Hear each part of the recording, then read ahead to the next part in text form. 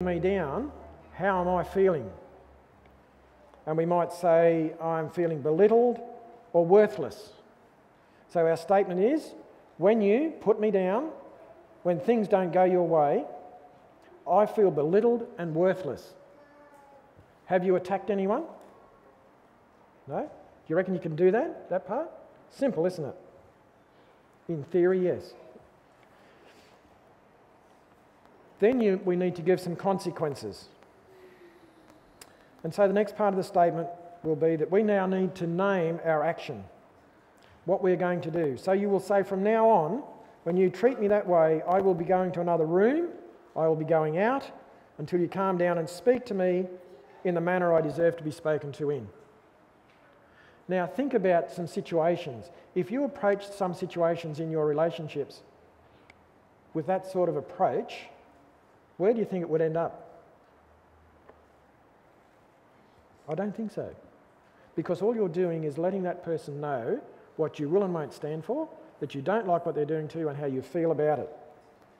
And I guess the most important one of all is to keep the process going. Don't give in. Stick to your plan. Work out first what it is you want and stick with it. Far too often we get these bright ideas, setting a goal if you like, but we don't set it in a way that we can follow through and keep it going. Some may say that setting boundaries is a way of manipulating others. Yeah, it probably is, but it's a positive way, and it's not really manipulation.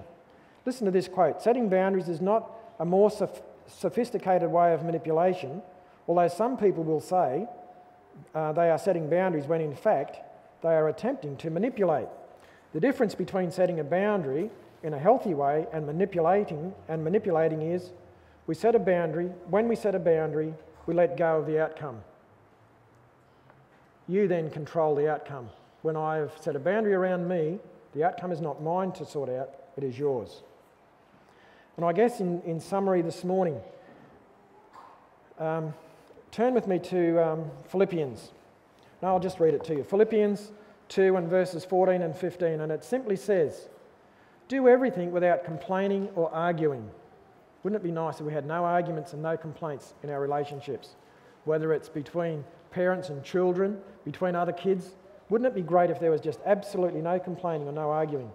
And this is what it's saying in Philippians. Do everything without complaining or arguing, so that you may become blameless and pure, children of God without fault in a crooked and depraved generation, in which you shine like stars in the universe. What an example we can be if we can do away with this complaining and arguing and set up these boundaries in a way that is really Christ-like.